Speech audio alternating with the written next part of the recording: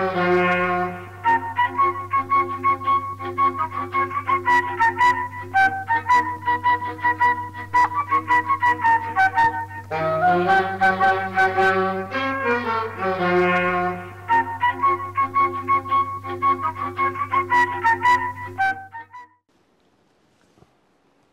و سڵاو بۆیەوە بینەرانی خۆشەویستی تەلەڤیزیۆنی کۆمەڵە بە بەرنامێکی تایبەت لە خزمەتێوەی عازیز داین دەربارەی بەرەو پێشچوونی ڕۆژی یەکی ئەیار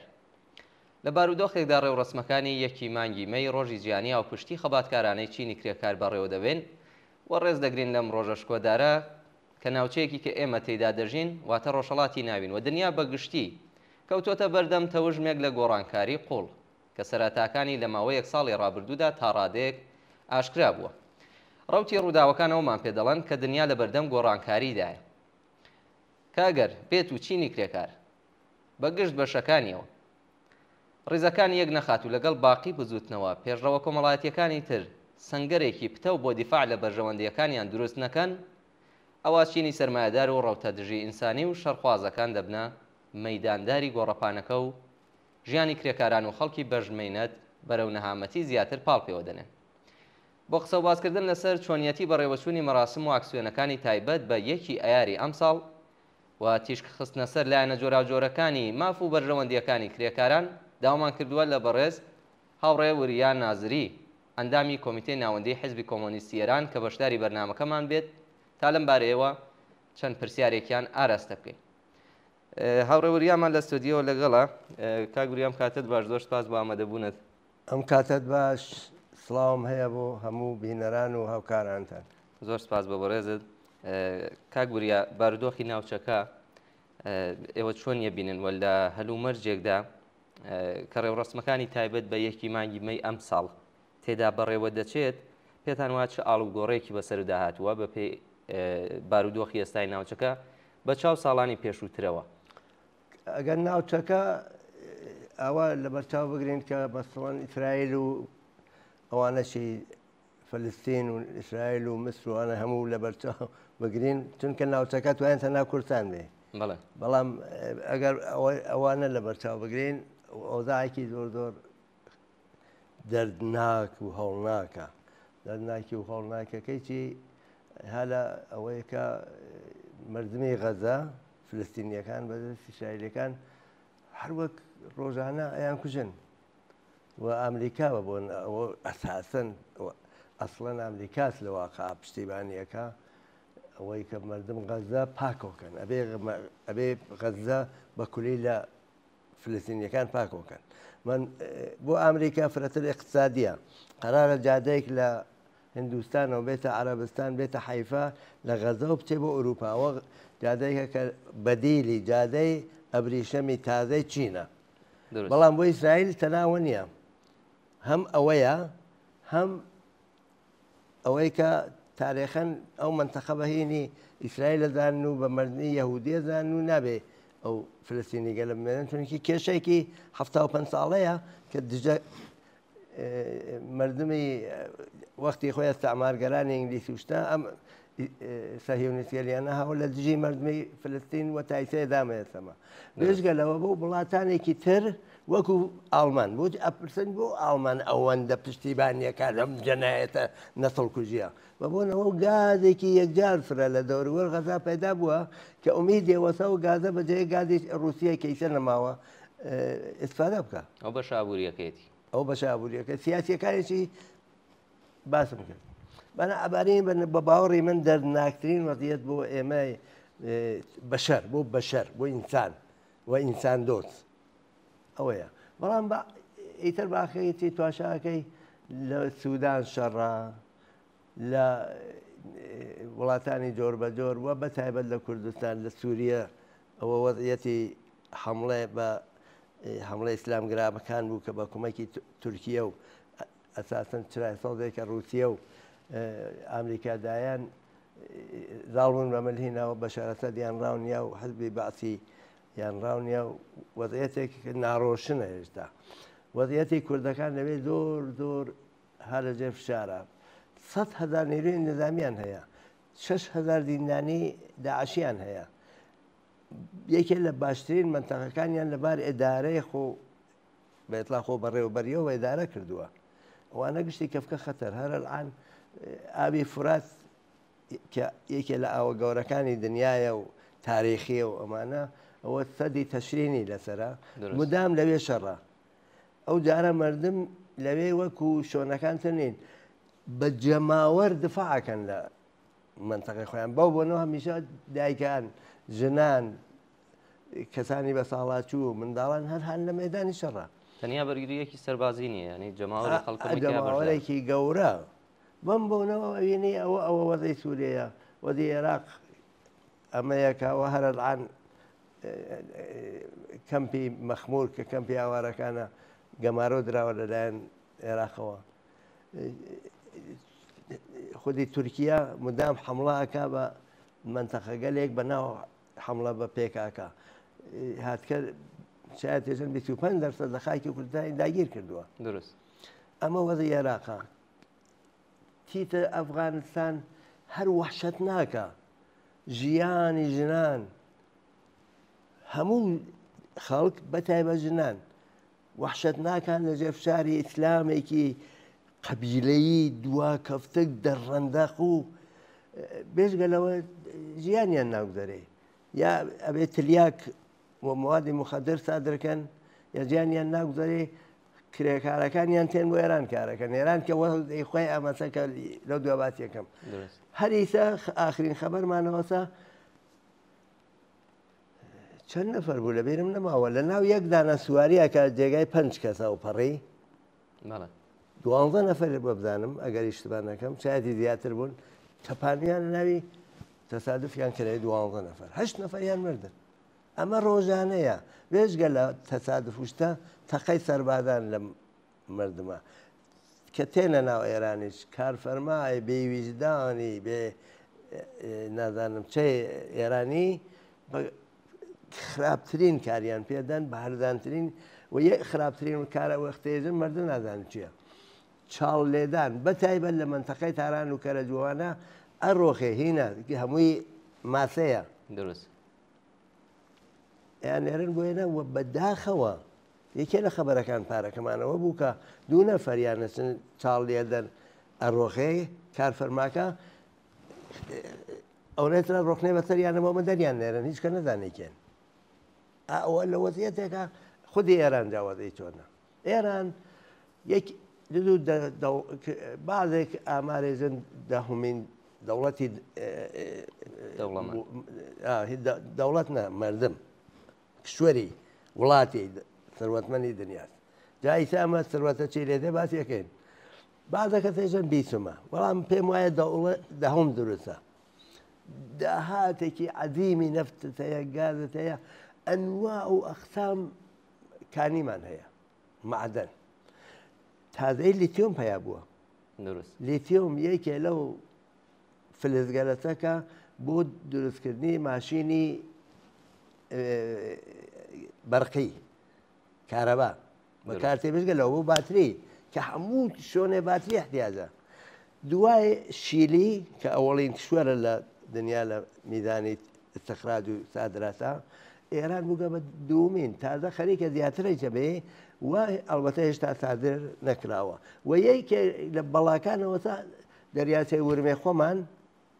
لیتیۆمی لێپیا بووە بۆیە خەریکن وشکیەکەن لە وڵاتێکی وا دەوڵەمە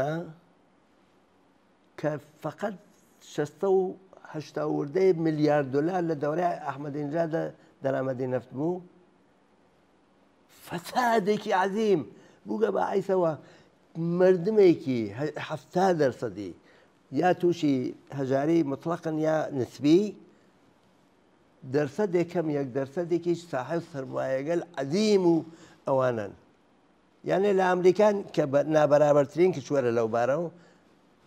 هێشتا وەزی ئێران ناڕۆشنە بەبوونەوە ئامارەکانی دەقیق نییە وەلی ئێژن بەرابەریەکە لە نابەریابەرەتەکەەوە هەژارێکی عەزیمیان تەحمیل کردووە بە مردمە ئەم هەژاریە زەرەرەکانی بدا چییە یەکێک لە زەرەرەکانی ئەوسا دایکان ناتوانن مەوادی لازم بۆ بەدەنیان تامینکەن تەئسیرەکە سەر کۆڕپەڵەکان نەوزادەکان مردم هەمیشە و دایم نگەرانن ئسترەسێش یەکێ لەو بەڵاگەل ڕەوان شەڕی ناخۆشی نەفسیە بەڵام لە بەرابەر ئەوە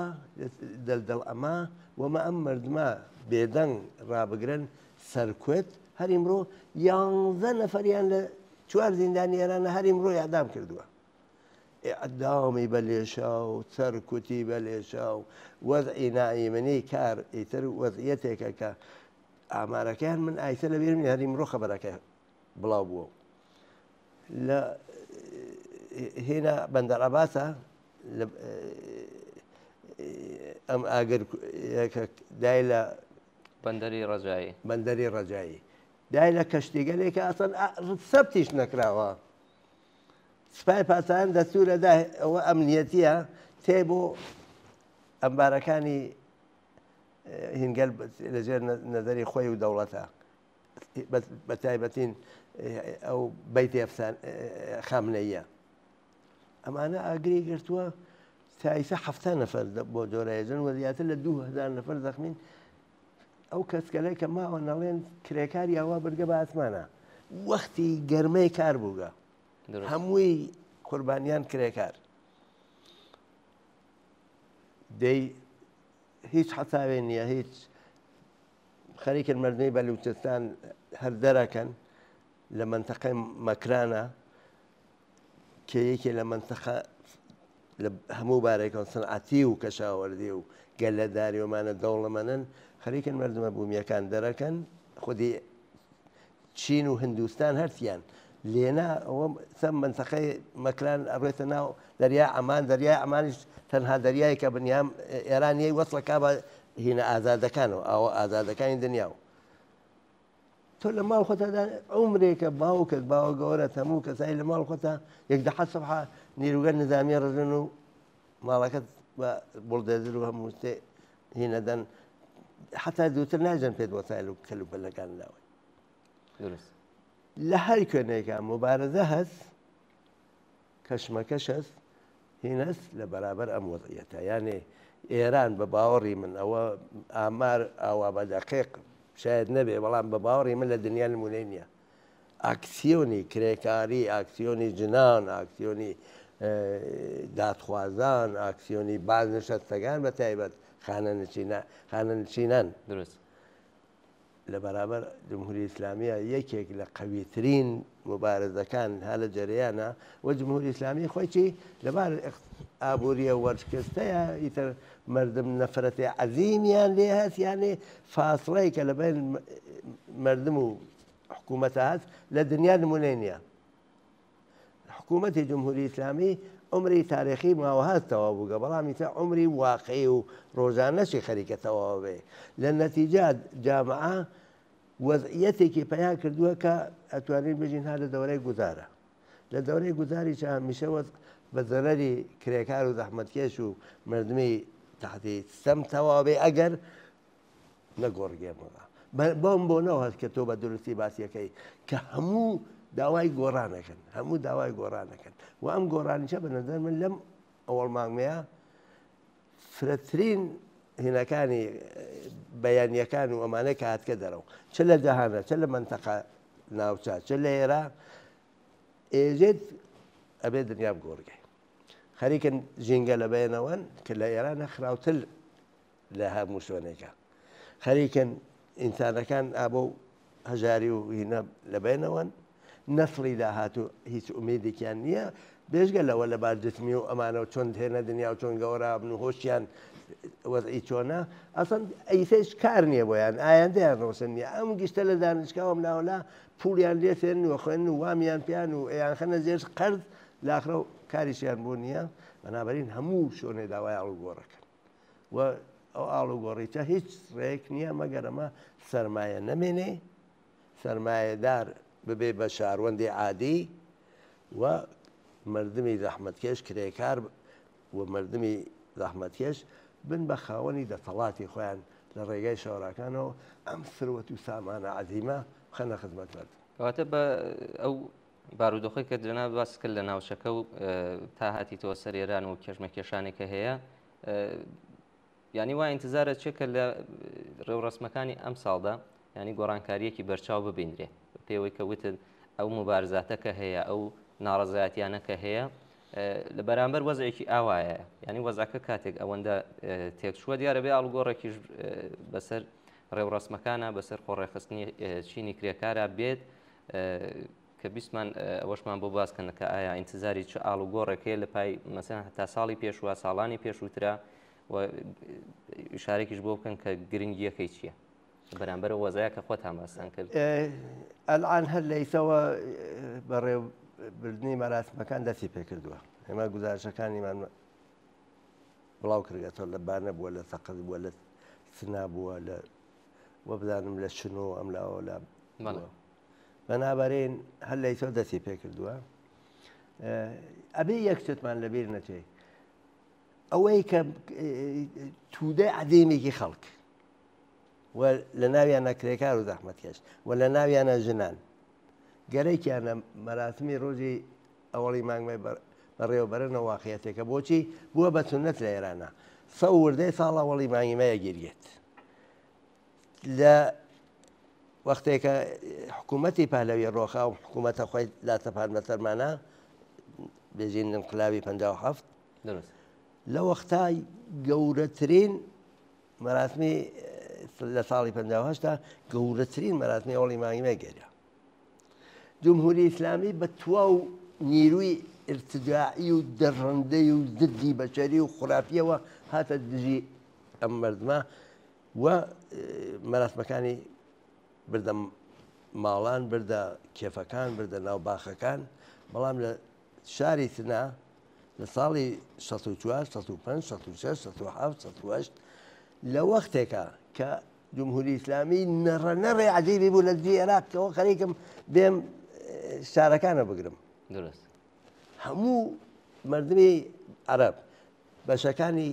سەرەفدارەمانە ئەیانوت با بێ ئەوە 100 ملیارد دلارە من لەبیرمە 100 ملیارد دلارت پێ دەین ئەم شەڕە بوێتنە نەیەکرد وەیەدانیە ڕێ زاڵە بێ لە ناوی چاو کوشتاری عەدیمی چەپەکان و کۆمۆنیستەکان و مخالفەکان و زیندانەکانی کردو بە قەچاوخانە لەگەڵ ئەوە یەکدەحەوەڵ مانگوێ شاری سنا سەر هەڵەدا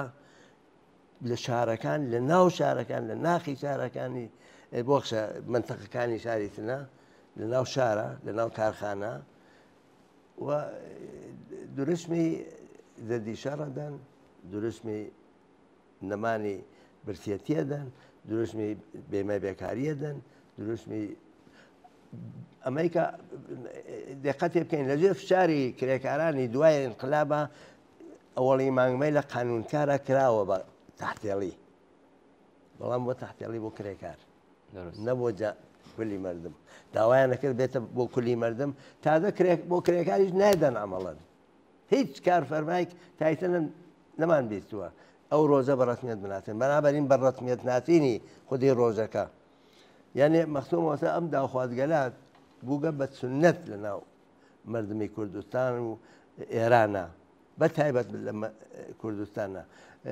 ئیمساڵ چی لێتێ بەستگی بەوە ڕژیم ئەدانی چۆنە یەک وەخت ڕژیمێک زۆر زۆر زعیفە واقعی زعیفە لە منتەقا شکستی خواردووە ئەو وەزیەتی نییەوە مردم نفرەتی عەزیمیان نەسلێ لە بانەوە ئەسەن جەماعەتێکە مەشهور بوون بە هەستەی سەختی قودرەت کە خامنەی لە ڕاستیانەوە قودرەتێکیان نەماوانە خودی خامنەیتە هەرتای خۆی شتێکێژێ بە بۆنەوە ئەوانەیە کە قسان نەدەمی متەفاوتن ئۆتۆریتە نەماوە خۆی لە شەراتێکی ئاوا ئەتوانێت نیرویکی عەزیمی سەرکوتی هەیە لە بەرابەر مردمە متەمەرکزی کاوە نێڵێ مەراسم گیری ئەومان لەبیر نەچێ ئەوە بۆ معنیە نییە مەراسم نەگیراوە مەراسم گیراوە بەڵام ئەڕێتە شاخ ئەڕێتە باخ ئەڕێتە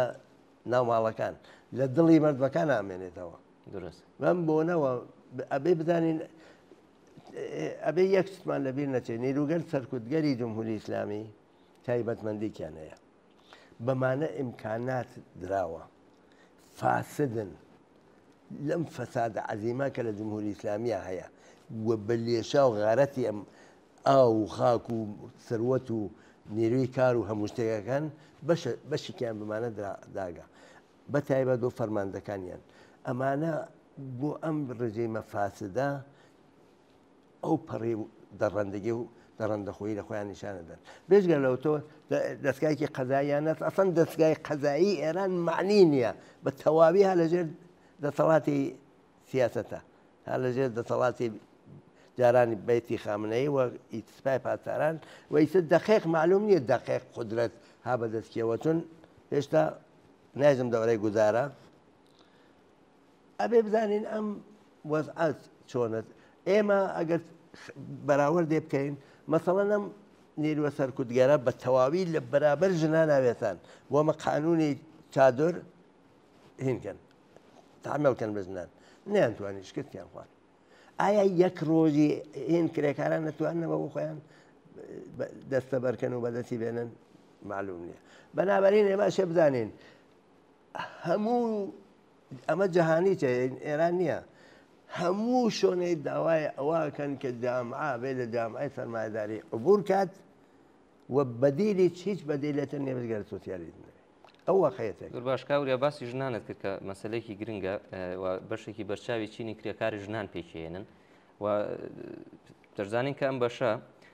لە دوو لاوە هەم وەک ژن سەرەتاوە دواتر وەک کرێکاریش لە شوێنەکانی کار لەلایەن نظامی سەرمایهداری پیاوسالار دەشەوسێنرێنەوە خەباتی کرێکاران و بزوتنەوەی ژنان تا چەند توانیوێتی کاریگەریان هەبێت لەسەر کەمبوونەوەی گوشار لەسەر خۆیان کە هەر وەک باسی نمونەیەک کرد وەک عیفاف و حیجاب لەم بوارەوە گەر تەوزیحێکی زیاترمان بۆ بدەی لەسەرەوە ئەمایچە بادەم کەشمەکەشێکە ژنان تایبەتمەندی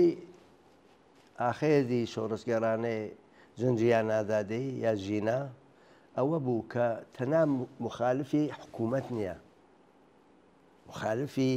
تەنها حتا سەرمایە نییە مخالفی پیاوسالاریە کە کۆنترە لە سەرمایە خەتەرناکترە لە سەرمایە کۆنتر و خەتەرناکترە لە ڕژیمەکەش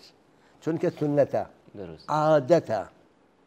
ها لە ناو نەختە هە ناو خانەوادەکانە هە ناو خودی ژینەکە لە دژی ئەمە وێسا زۆر تەغیری لەم بارەوە کردووە بسە پیاوان وەک جارە نەتان دەستور بن بە ژنەکان لە ناو خانەوادا ژن مەقامێتری پیا کردووە لە ئێدارە و خیابان وم لەولا مەقامێتری پیا کردووە ژن ئەگرن لە خیابان ئێوەنە هێن کەوانتەری مەسەڵەن خودی ئەوانەی کە لەوێ مەمورن نێژن خەجاڵەت خۆینەوەی ڕووی داوە ئەمە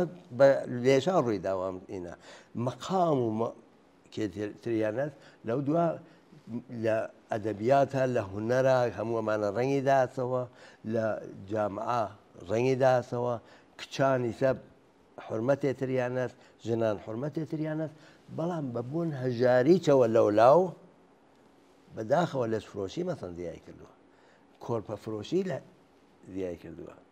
بەبوون اعتیادە و اعتیاد ئەسەن معلوم نییە لە نان هەردانترە مواد مخەتەر بەنابەرین کەشمەکەشێکی ئاوایە بە باوەڕێ من جمهوری ئیسلامی ئەساسەن بەدەست ژنە و زەلیلە تەبەقەی کارگەر نیروی ئەسڵیە وایە نەفت نیروی ئەسڵیە کە داهاتی بووجە و هەموو شتێکەوە 80% تاوازێکە 90% تامینێکاوت بەڵام ئەوانیان بە شێوەگەلێک کۆنتترۆل کردووە مبارزە زۆرە لە بەشی نەفتا مەسەڵەن وەلێ سپایش لەوێ هەیە حراسەتی هەیە لە ناو ژنانە ئەوانەی نییە ئەم سیستمای نییە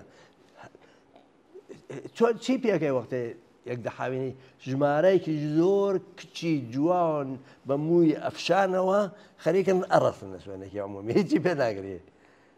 جمهوری ئیسلامی چێژێ من ئیسلامیم ئەبێ ئەو یارە تورەکە و مورەکەکە لەسەر تابێ دەهرتم ئەو دووربینگە لە نیشانیەدا وان نییە گەر ڕۆژێت هین تواشاکە یوتیوب مەسەڵەن ئەوێنی شۆن گەل ئێران نیشانەدا لە فەڕەنسا هینترە بەنابەرین ژنان فەدایەکیان دروست کردووە و ئینقلابی ئێران ئینقلابێکە بێ کە داوخوازی گەل ژن لە بەرەوە بێ من ئەوەم بیستووە کە هێزن جنانە ئەبێ فلانە بێ وەختی ئەوین جنانە بێ واقعەتێکی سیاسی تایە بەڵام تەبقاتی نییەوە ئیسلاحە درست ئەمما واقعان دەوروە ئابێنن لەو دوان لە ناویانە دایک قدرەتی عەزەمەتی دایک ئەلبەتە لە دنیا هەمیشە دەرکەوتووە لە ئارژانتین دەرکەوتووە لە فلستین دەرکەوتووە لە تورکیە دەرکەوتووە بەڵام لە ئێرانە هەر ئەو ساڵگەلە یا ئێزم حەمڵیان نەکرد عێراق بەشێ لە عێراق بگرن لە زیندانەکانەوە قەسەوخانە شتیانە دروست کرد و دایکانی شاری تنە دایکانی پێشمەرگە مەشهور بوون ڕژیم دەرەقەتیان ناهات هەر کارێکیان کرد نین بۆ لای پێشمەرگە هەر کارێکی کرد مناڵانی پێشمەرگە نەوەنەوە گۆڕێکن هەر کارێکیان لەگە پارە نێرن بۆ پێشمەرگە دەرەقەت نهاتن دەرەقەت نا من لەبیرمە لە چۆنێک دایکێک چەند جار هەرێگرن یەک جارێگرن هەم مناڵی پێشمەرگێتە خۆی هاوڕگە هەم لیباسی فرێد دروست کردگە ئەو کەسە یاگرێژی ئاخر من خۆم چەند جار تۆم گرتووە دێ ئاخر چەت پێ بکەم هیچ ناتوانانی بکەین ئێمە حەقی خۆمانەوە خاکی خۆمان تۆ دیایی لێرە تۆ ێشغاڵگەری لێرە سەبێ ئاخانە مەشهور بوو دایکی کوڵا خوچیەکان ئەوە ڕەهبەر بوو فرەیەک ژنی کە هێزی ئەژنۆن هەریسەی خاترەیان درست مەسووم وەسا ژنان ئەو داویەوە وەزعەتی ئەو تەغییراتیانە دروست کردووە زۆر باشە کاگویا بەشی یەکەمی بەرنامەکە پرسیاری یەکەمی بەرنامەکەمان باسی ناوچەکە بوو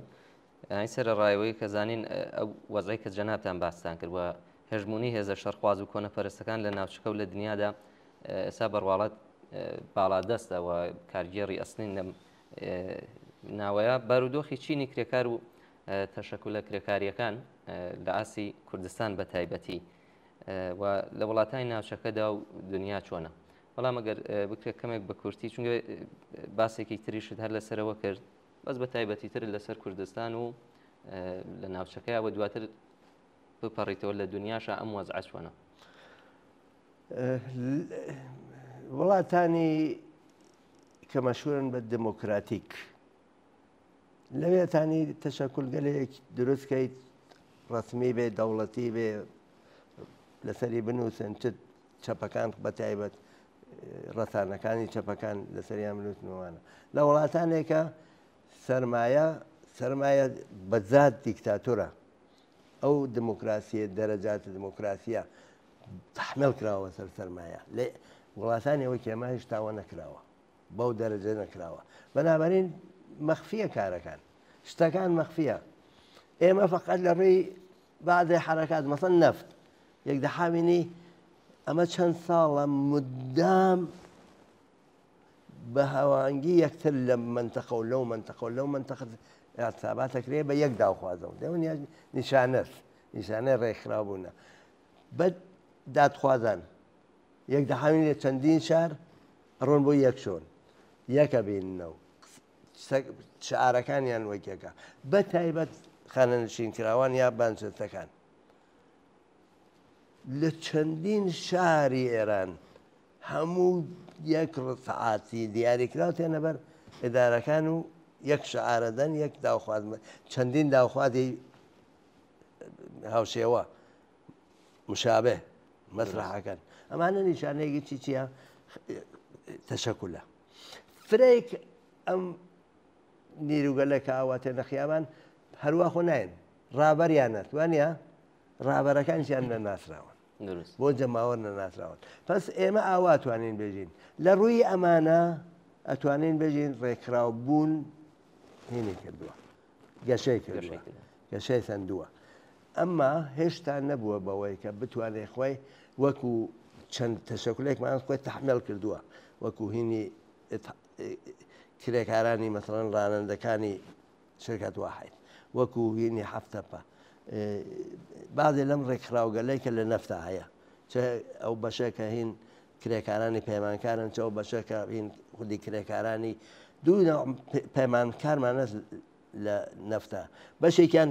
پرۆژە بە پرۆژە پەیمانکارەکە یانگرێ ئەتانێ دەریان کاوتێ پرۆژەکە توا بوو بەشێکیان وانین کاتینەوەە ئەمانە یەکسەرە کاتین وەلی ئەو بەشەکەیتر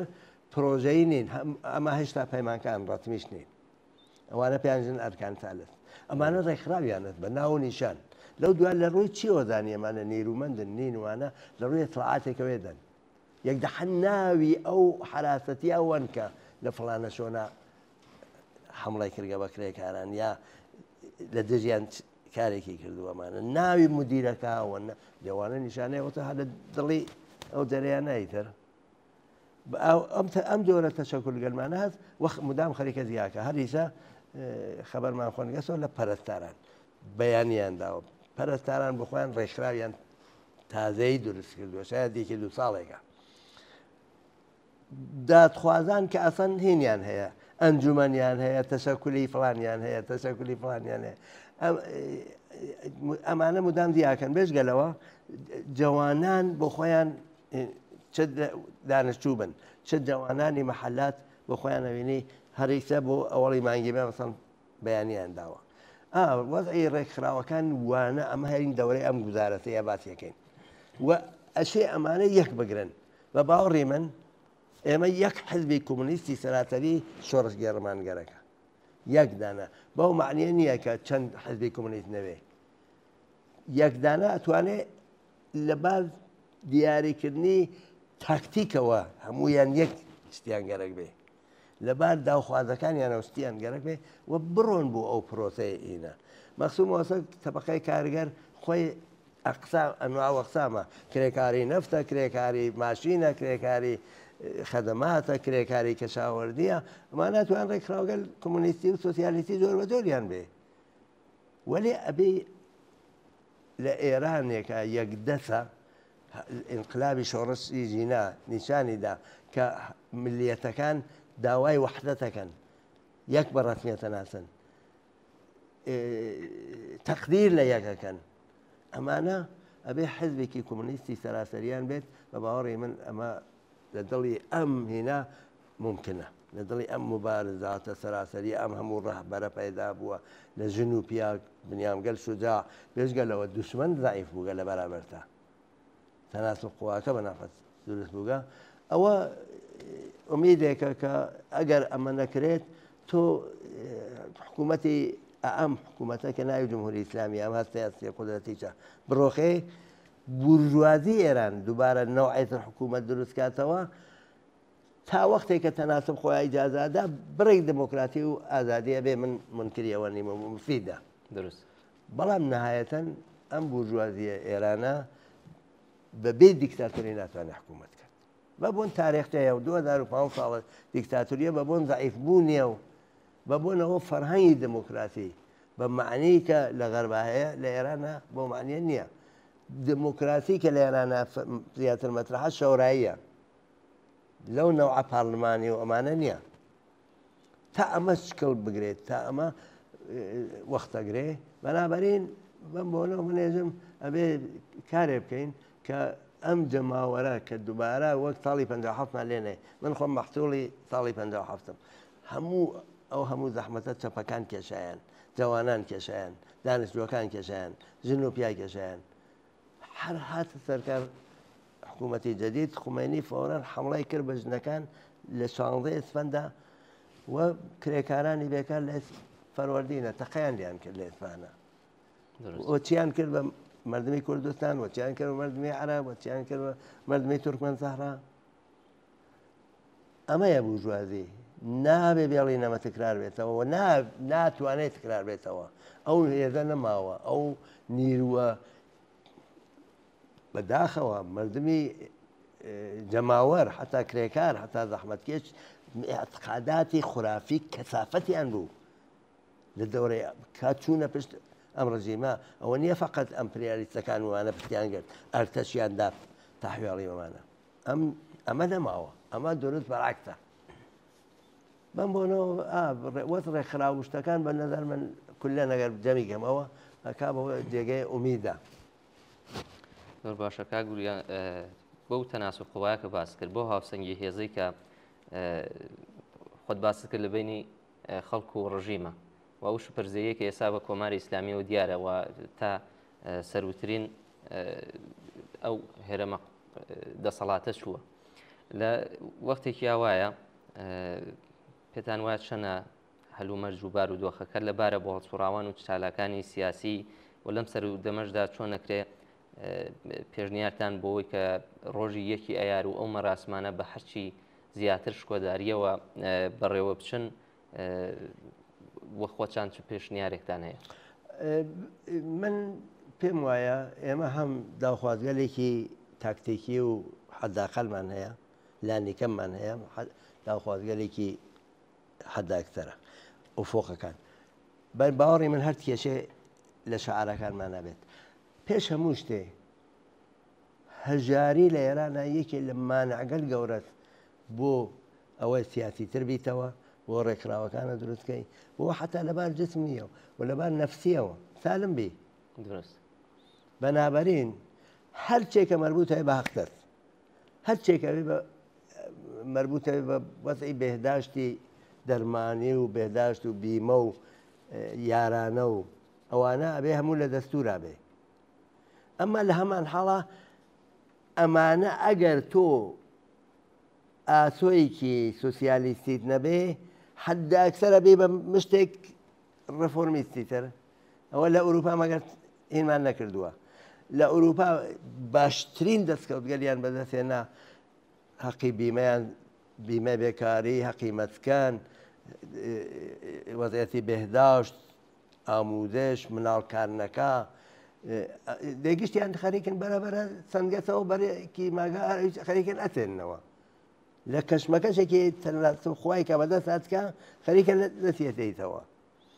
بۆچی ئوفۆقی سوسیالیستیان لە دەستدا نەکە نەبوو لە دەستیاندا ئەنا ئاڵمان واقعان دوای رووسیا چۆنی ئومیدی بەدەستێنانی جامایکی سوسیالیستی بوو بەنابەرین ئەوەڵی مانگیمەیە ئەوەڵی مانگیمەی ئەوەڵەن ڕۆژی کەشمەکەش و شەڕە بە قەڵ فارتکە ڕەزم بەڵام ڕۆژی بەدمیچە درست توان شادیشکەن ئەمما لە دڵەمانە ئەو ئاسوە نیشان بن ئەم داوخوازگەلیشە بن لە بەردەم جمهوری ئیسلامی و ئازادی ئەم جمهوری ئیسلامیە و تواو ئەم ڕژیمە سەرمایەداری گەلە بە دیکتاتۆری ئەتوانن ئاوا خۆیان داسەپانگە استبداد دیکتاتۆری سەرڕۆیی پێزین بزانم لە کوردیان درستە بەڵێ بەنابەرین لە بەرابەرەوە داوای ئازادیکەن وەک چۆن ژن ژیان ئازادی یا بۆخشە ئەمەی ئیدافەکەم نان کار ئازادی دروست کاگورێ یەک پرسیار کە لەوانەیە بۆ زۆرێک لە بینەرانیش بێتە پێشەوە و لە ڕووی سیاسی شۆمە پرسیارێکی گرنگ بێ ئەم هەموو باز لەم وەزیەتەکرێ بە مێژوو شاک کە بوارە مێژوو یەکەیت میشالەکەین هەم ڕقابەتە هەمیشە بووە ئەم مبارزەیە هەمیشە بەردەوام بووە ئەم کێژمە کێشە ئەم ڕازمە کەوتت بە درێژایی مێژوو بووە تا بە ئێستا و لە ئێستاوە هومێدەوەی کە هەر ئیدامەی پێ بدرێ ئێستا باسەکەین لەم بزوتنەوەی کرێکاری ینی بەگشتی کە چاوی لێ بکەین لە دنیادا چ لە ناوچەکەدا چ لە ئێرانە هەر شار کامێتوانێت بەجیا جێ باس و بەرنمەیەک بێ بەڵام بەگشتی ئەگەر چاوی لێ بکەین با باسێک لەو دەستکەوتانە بکەین کە ئەم مبارزاتە ئەم خەباتی کرێکاریە و ئەم خەباتە چینایەتیە تا بە ئێسابوویەتی زۆرێک گەڵم باش آخر دەستکەوتی چ بووە ئەم هەمووە ئەم کێژمە کێش و ئەم هەموو مبارزات و تێکەڵچوونە لە بینی حکوومەتەکان و خەڵکا بۆ بەدەستێنانی ئەم مافانە و ئەم دەستکەوتانە پێم خۆشە باسێک لەوە بکەین کە ئەتوانێت هەم لە لەحاز سیاسیەوە هەم لە لەحاز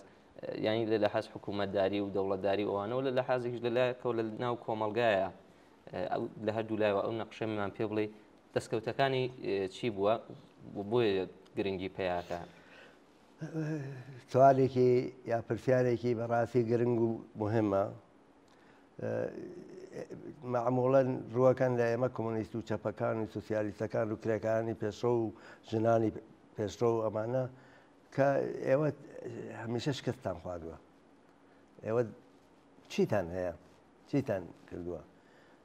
ئێمە لە بەدەستگرتنەوەی حاکمیەتی سوسیالیستی لە دنیا دوای ئەوەی کە حزبی کۆمۆنیستی شۆرەوی منحەتەکرێت و ئێستالین مەشهورە بە ئێستالینین بەرەوەلا درست توو شکستە بین بەڵام دەستکەوتمان عەزیم بووە ئەگەر سەرمایە یانێت پادگان یانێک سەرمایەدارێژێ ئەوە بکە بڕۆ بۆێنە ئەو سەعاتە هەڵسە لەخەو ئەو سەعاتە بڕۆرە ماڵە و واتەک ڕژنەکەتە دانیشە واژ تەک مناڵەکەتا هینکە کە گەورەیان کەی بێتە نیرو بۆ من هەموو بێدەنگ بن لە بەرابەر منە سەری تعلیم وەک ئیسلام نوێژ تایبەتمەندیەکەی وەسەیتر سەری تعلیم لە بەرابەر شتێکی مەوهومە ئیسە بۆ ئەم مەوهوم نییەتر من سەرمایە سەعات سەرمایە ئەمە تایبەتمەندی سەرمایەت لە ڕۆژە وەڵی چەوکە هاتکە دانیگە ئەبێ کرێکار بە قەڵ فارسکە دەست بدەهان ڕابگری یانێ فەقیر فقط ئەوەی پێبەی کە بیخوا سەبحە نەیبێ شەو بەفکرەوە بێ سەبحە چەندێ دەربێنێ ئایا کرێکاری شتێکی ئەم وەتا بمێنێ تواشاکە فەلسەفەیەکە لە ئەوروپا بەداخەوە هێشتا بە قودرەتە ئەو فەلسەفە ئەمە ئەوەتە هەموو شتێک مربوط بە ئەفرادە تەک تەک شایستگی ئەم تەکگەلە مطلقاً وانە هەموو شتێ مربوط بە چینە مربوط بە جەمعە تۆ کە باوکت هاتکە یەک دەها مەسەڵەن زەوینی دەستکەوتووە یا من لە بیرمە ئەمە قسەیان کردەوە خۆم نەمدیگە بە چاو وەختێکە ڕەداشای تر لە کارەکە فێت و تێنە ئێران نەگرن ئەو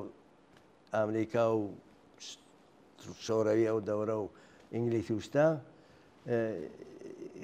قودرەتی حکوومەتی مەرکەزی نامێنێ ئەوانەیە کە لە بەشی ماڵیا بوون چونەمانم بیستووە خۆم دروست بە گۆنی پوڵیان بردووە دێ ئەمە تێتەوێ بە ساحی سەرمایە لە بەرابەر منە من چی بکەم من دەستەتیم بۆنەوەگە کەشاوەرد بووگم لە بە چۆن حیوانە بووگم یا لە کارخانەیەکا بووگم یا لە معدنێکە کانێکا بووگم ئەمە وەختێ تواشایەکەی سەرمایە لە نەهایەتە هی نیروی کارە وەلێ بەشێکی چینە و دزیگە نەسا بەنابەرین چین مهمە نە تەک نەفەری تۆ کە هاتی تە دنیا حتا ئەگەر لە ناو چینە فەقیرە کەتێ وەک ئۆباماش پێیا بوو ئەمانە تەکن بەجەم خۆ ناتوانانی وابی تێنێ بوو لە ئەمریکا تۆ ئەتوانی بیتە ڕێجەمهور بەڵێ ئەتوانم بمە ڕێجەمهور بەڵام تەکتەکێ تاچریت باوکی دوکاندار بوو دروست ئەمما بە جەماوەری کرێکار لەو ناوچینە بەدەهیناتکرد وە بارتی هەر ئەو ئیمکانات و ئەمانەتە ئەمانیان مبارزە کرێکاری ئەمانیان پەرە پێداوە لە ڕێگەی تەحمیلکردنی ڕێکخراوە ئەم اتحادیەگەلەکە سندیکا یا اتحادیە یا فدراسیۆن یا کۆنفدراسیۆنێکە تەحمیل کراوە بە سەرمایەداری خۆ سەرمایەدار بە مێر خۆی حەدی پێ نەکردووە تەحمیل کراوە پێجا چووکە ناوی تاثیری دانیاگە بە دەرەجاتێک ڕەزمەندێکەکە لێ سەنگەتە لە مواردێکیچە فاسلی کردگەتەوە بەڵام تەحمیل کراوە پێ ئەو وەختیچە کە دەستکەوتەکانی کرێکارانی بڕێک ئاوای لێ کردووە کە دژی سەرمایەمەوە دژی سیستەمەکەمەوە بەڵام ئەم حەقۆ بێت بیمە بێکاری وەرگری حەقۆ بێ بڕی ساڵێ مانگێ بڕێ بۆ سەفەر مناڵەکەت حتمما مەدرسە بچێت و تا سعات تا هەژدە ساڵێکی دەرس خوێنێ مەجانی بێ کرێکار نەبێ فلان فلان نەبێ ئەمانەی قبول کردووە تەوار لە ژێر باری ئەو خەبات و مبارزەیە بۆ تەواوەن بەسەر تەواوەن لەنە سەرمایە تواشای دەورەی کە ئینگلس کتێوی وەزعەتی تەبەقەی کارگەر ئینگلیسی نووسیگە زا لە چ کولبەگەلێک و لە چ تینگەلێک ئاژین من خۆم چووگم بۆ وەختی خۆی چووگم بۆ خوزستانێکە جێرپات سروەتە گشتی ئوستانی زەرخیز مەشهورە دروست من کەسم دیگە کێفی کەندوو لە ناویاژیان ئەوە تەرمایە ئەگە قەرار بێ مبارزە نەوێ ئەوە پێکە چی ئەوە بژیت لە هندوستانە مردم لە خیابانە کرێکار لە خیابانە تێتە دنیا و مناڵی چێوێت و گەوراوێت و ئەمرێتیچ و هەرا لە خیابانە ئەوە لە بەشێکیا لە بەشێکی تیا سوسیالیسم دامەزراوە نوعی سوسیالیزم بەرحاڵ بەرابەری تەڵەبی و ئەو شتێکە هەیە لە بعض ئوستانیا منتەقەیە ئەوێنێ ئاوایە ئەمانە تەحمل کراوە بێگەلەوە فەرهەنگێکی ئینسانی سەرمایە ئێژێت بۆ من کارەکەیت بێدەنگە بیت دەنگە بەردەوکرە و خەفەتەکەم شەڕێک پێفرۆشم شەڕی جیهانیت پێفرۆشم دێ لە بەرابەرە ما تەڵەبی ئینسان دۆستی عشق بۆ مناڵ عشقی واقعی بۆ مناڵ فقەتەوە نییە من گەورەیەکەم بێتە کرێکار بۆ تۆ ئینسانیەتیان تەقویەت کردووە سەرمایە ئینسانیەت وشتی بۆ مەطرح نییە جامعایەکی دروست کردووە کە ئومیدی تەغییری هاتیە بەدەست سەرمایە بێ هەموو شتێ ڕاکدە ئومیدی تەغییر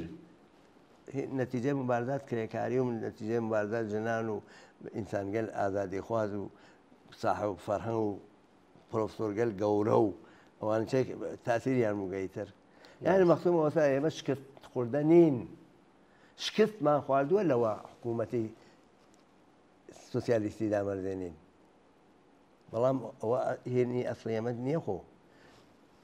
ئەم دەریای عەزیمە لە ناو جامعە کارەکە ها لەژێر تاسیری مبارزاتی ئێمە ئەگەرنا معلوم نەبوو بەشەری چێ لێتێ ئەگەر مبارزەی کرێکاری نەوای وەختی ژینگە خەریکە بەرەوە واچێکە ژیان لەسەر کوڕی عەرز دەبێن بووە ئیمکاناتی ژیان زووتر ڕوویەدا زووتر ڕوویەدا هەر لەم کوردستان خۆمانە زا مردم ناون ئەو هەموو دزە ئەڕۆن دارەکان وەڕن و بیکەن بە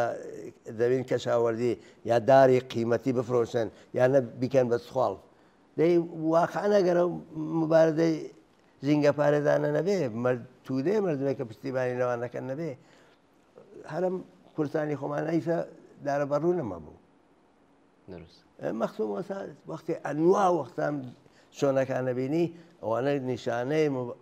مەوجودیەتی گرایشێکە کە ئەو گرایشە بەرابەری تەڵەبە ئەو گرایشە تەرەفداری خۆقی مناڵە تەرەفداری خۆقی کۆرپەڵەیە نەوزادە تەرەفداری ئەوەیە کە ئیمکانات بەرابەر تەقسیم بکرێت بەرابەری تەڵەبی بەرابەری بۆ سەرمایە بەرابەری دقەتێ بکەن هێزن کێف سەرمایە هەست ئیلان ماسک هێنەی ئامازۆن ئەو کابرای هێنەکەی ئامازۆن نزیکەی تریلیۆن سەرمایەکەیانیانە بە تایبەت کەسگەلێک کە هینی سەرمایەکان یانتە ناژن پێیان میلیاردەر ئێژن پێیان تریلیۆنەر بۆ چیانەوانە تەقسیمی ناکەنە ناو تۆ قودرەتۆ پێیان فەقر سەرکوبە هەژاری تەسلیمە سروەت هینۆ پێ کۆمونیستەکان وتیانە بێ و تەقسیم کردێ استثمار ناوێ بێ کۆمونیستەکان و مارکس ڕۆشنی کردەوە کە ئەم سروەتە هین چاوسانەوەیە چاوسانەوە لەو بەشە بەدەستێکە من تێم کارە بۆکەم دەورەی 18 ساعت کاری لێمە کێشاوە کرمانە چواردەوە مبارەتەکە وەسە کرمانە 8 ساعت وەلی هێشتا تۆ پوڵی 2 ساعتی بەم نەدەی 4 ساعتیەوەی 6 ساعتیەوەی 8 ساعتیەوەی ئەوە هێنی سروەتەکەتە ڕۆشنکردنەوەی ئەمە کەم شتێک نییە کە ئەبێلێتی بسێنمەوە تۆ کە ئەوەت کرد مەجبوری تەرەفداریکەی لە سنەتی خراو لە پیاوسالاری لە دژایەتی تەک ژنە لە دژایەتی تەک دموکراتی واقعیە لە دژایەتی تەک علمە حتا فەناوەری تێت لە جای ئەوە ژیانی مردم ڕەحەت کاتەوە چون ها لە دەستووە ژیانی سەخترە کاتەوە بێکار مەکە فەقیرتر مەکە لە نەتیجە کاری دیاتر ئەکێشیتە لەو بەشە هێشتا کارەوە یانێ من مەخسوومە ئەوسات وەختێ مەجموعەت ئەمانە تواشاکەمانە گشتی دەستکەوتی چینی کرێکاری حتا غێر وشیاریسی با یەکشت بێژم معموڵەن کرێکار ئێژن ناوشتیارە سەرمایەدار وشیارە سەرمایەدار هەر هات ئەزانێ ئەبێ چینێ بچەوتێنێتەوە کرێکاریش تاوە نازانێ تو لە کێشێ کە خەریکن ئێ چەوتێننەوە بەڵام ئیسە وانە ئەوە هین دەوەرەگەل کۆنترا ئیسە جەماوەری کرێکار حقوقی خۆی دیاترە ناسێ حقوقی خۆی ئیتری جازە نادا ئەوە سەرکوتەکان ئەوە تەوهینە پێ بکەنەوە تاقیرە بکەن ئەمانە گشتی دەستکەوتگەل تاریخیە و ئەم ڕێکخراوەگە لە ئەمریکا داوایەواکەن کە حزبی کۆمونیستی ئەوانەیە کە تەرەفدار ئەوانن کە ئینقلابەشی جەهانی بێ حزبی کۆمونیستی سەراتەریان بێت ئێمە معتەقدین بەبوونەوە سەرمایە ڕشتی نابەرابەرە لە هەر شوێنێک فەرقە کاتە شوێنەکان تراوە تەناسب تەبەقاتی فەرقەکە ئەتوانێت حزبێکی کۆمونیستی ئەو کشوێرە بێ وەتوانێت سوسیالیزمی دامەردێنێ کە چنانکە لە ئێرانە باشترین شەرایەتە بۆ دامەردانی سوسیالیست بەڵام بەقا و حفاظەتی بە قدرەتی تەبەقەی کارگەر جەهانی بەرگوتە ئەوە تەغیرەکان هەروات بتوان میشارێکی پێ بکەم زۆر باشە کاگوریە گیان دەستە خۆش بێم پرسیارێکی وام نەماوە ئەگەر خۆتان لە کۆتاییە بینەران لە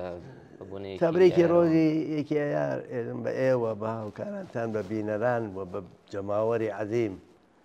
سۆزی مهمترین ڕۆژی چینی کرێکارە و چینی کرێکار بە پێ تاریخ حکمی تاریخ ڕزگاری بەخشی بەشەریەتە بەنابەرین مهمترین ڕۆژی بەشەریەتە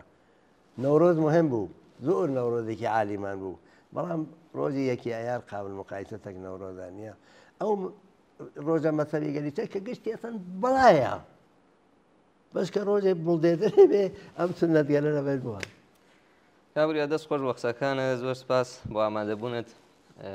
زۆر سپاس بۆەوەی بینەری خۆشەویستیش کە تا بێستا لەگەڵماندا بوون تا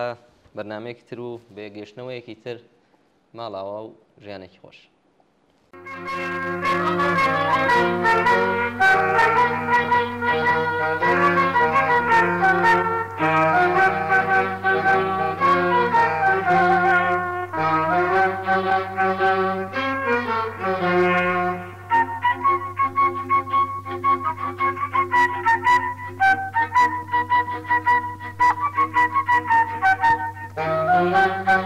Thank you.